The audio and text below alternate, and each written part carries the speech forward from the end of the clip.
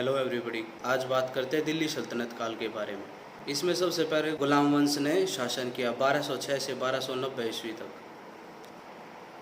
जैसा कि हमने पहले आपको बताया है कि मोहम्मद गोरी की मृत्यु के बाद उसके शक्तिशाली सेनापतियों ने अलग अलग जगह अपने राज्य बांटकर शासन किया।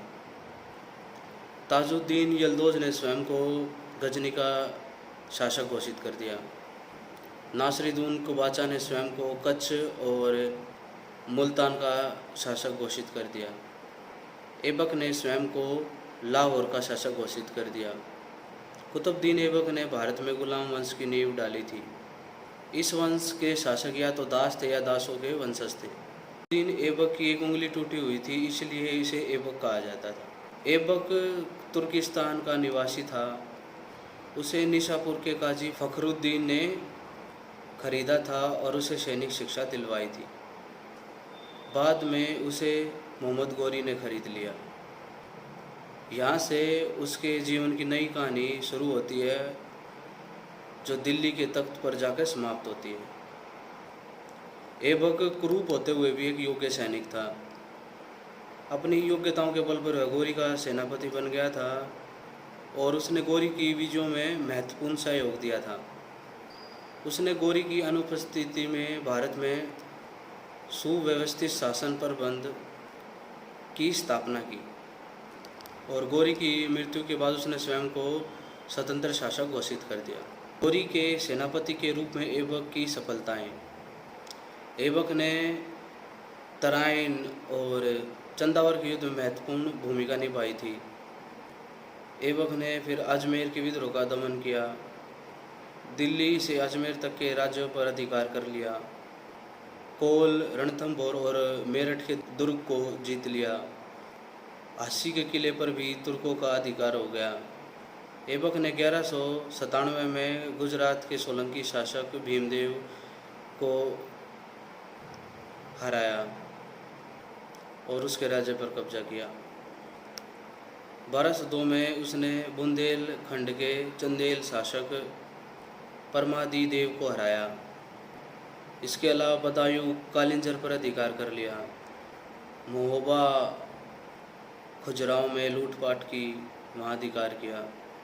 ऐबक भी एक कट्टर मुसलमान था। उसने मंदिरों को तोड़ा, वह बलपूर्वक इस्लाम का प्रचार किया। 1206 से 1210 ईस्वी स्वतंत्र शासक के रूप में कुतुबुद्दीन ऐबक। 24 जून 1206 में उसका लाहौर में अभिषेक हुआ। दिल्ली और लाहौर का शासक बना। शासक बनते उसके सामने कठिनाइयाँ थी। ख्वारिज़्म के शाह ने विशाल साम्राज्य स्थापित कर लिया था। उसकी सीमा दक्षिणी पूर्वी भारत को छूती थी, जो ऐबक के लिए खतरा थी। खोखरों से भी ऐबक को बहुत खतरा था। ताजुद्दीन यल्दौज, नासिरुद्दीन कुबाचा, बहाउद्दीन तुगरिल आदि भी गोरी के गुलाम या सेनापति थे और उत्तराधिकारी बनना चाहते थे। हिंदुओं की बढ़ती शक्ति भी ऐबक के लिए कठिनाई उत्पन्न कर रही थी। इस्लामिक कानून के अनुसार एक दास शासक नहीं बन सकता, इसलिए उसने गोरी के उत्तराधिकारी राजकुमार महमूद से दासता से मुक्ति पाई। लाहौर को गजनी साम्राज्य का अंग समझा जाता था, अतः ऐबक लाहौर को गजनी के प्रभुत्व से मुक्त कराना चाहता था। ऐबक ने कैसे कठिनाइयों पर विजय पाई। उसने बहुत साहस से काम लिया। नासिरुद्दीन कुबाचा ऐबक की प्रभुसत्ता स्वीकार कर चुका था, तो यल्दौज ने कुबाचा पर आक्रमण कर दिया।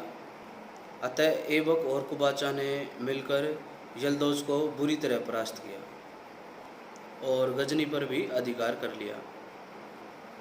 ऐबक गजनी में रंगरलिया मनाने के कारण लोकप्रिय हो गया था। मात्र 40 दिन बाद यल्दौज के दोबारा गजनी पर आक्रमण करने पर और वहाँ पर अधिकार करने के कारण उसको यहाँ से भागना पड़ा।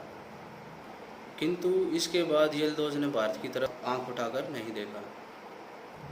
इस समय ऐबक जब गजनी पर उसने अधिकार कर लिया था, तो इसी समय उसने गोरी के उत्तराधिकारी महमूद से दास्ता मुक्ति पत्र प्राप्त कर लिया था।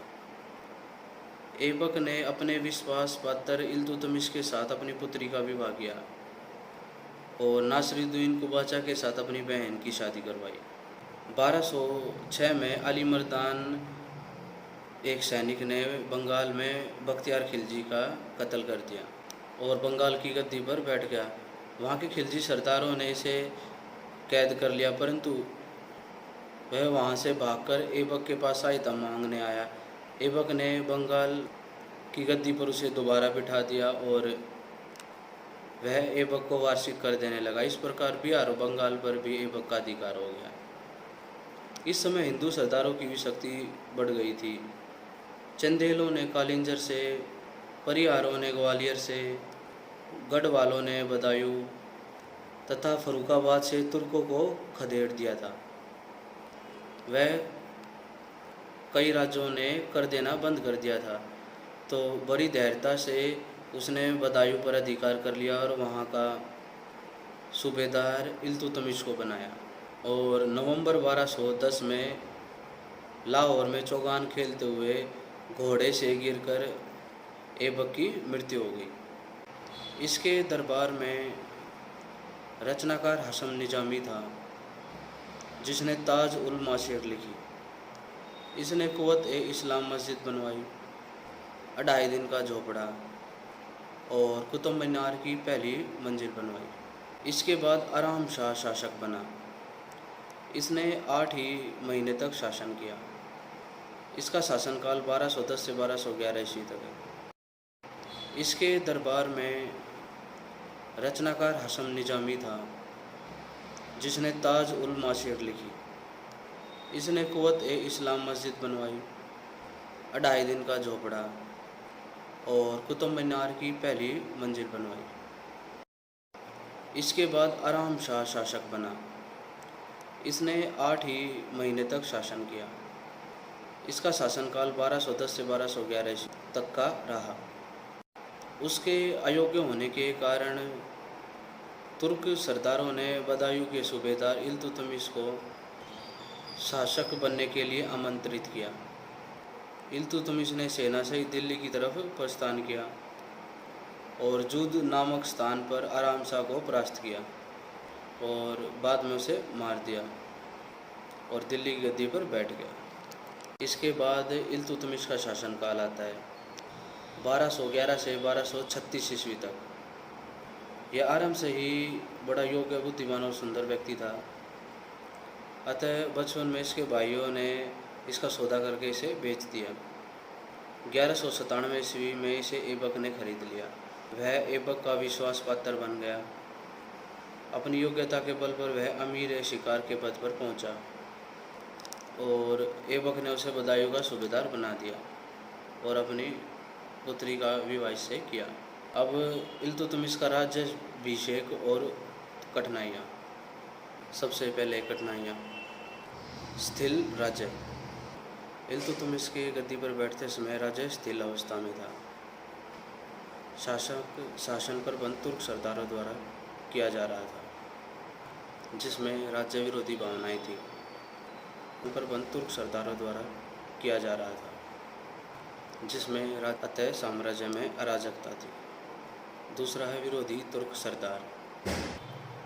तुर्क सरदार उसके विरोधी थे और वे चाहते थे कि तुर्क ही राजा बने। इसके अलावा नासिरुद्दीन कुबाचा ने स्वयं को स्वतंत्र शासक घोषित कर दिया था। उसने भटिंडा, कोहराम, सिरसुती और लाहौर पर अधिकार कर लिया था। ऐबक का बहनोई होने के कारण वह गद्दी का दावा कर रहा था। इल्तुतमिश ने अपनी राजधानी लाहौर से दिल्ली स्थापित की थी। इसके अलावा राजपूतों की बढ़ती शक्ति के कारण राजपूतों ने दिल्ली कर भेजना बंद कर दिया था और राजपूतों ने जालोर, रणथंभौर, कालिंजर, अजयगढ़, ग्वालियर आदि स्थानों से तुर्कों को खदेड़ दिया था। यह इल्तुतमिश के लिए सबसे बड़ी चुनौती थी। बंगाल में अली मर्दान ने भी अपने आप को स्वतंत्र शासक घोषित कर दिया था, परंतु कुछ समय बाद उसकी हत्या करके इसामुद्दीन ऐवाज़ बंगाल का शासक बन गया और कामरूप, जाजनगर आदि का शासक बन गया। अतः यह इल्तुतमिश के लिए खतरा हो गया था।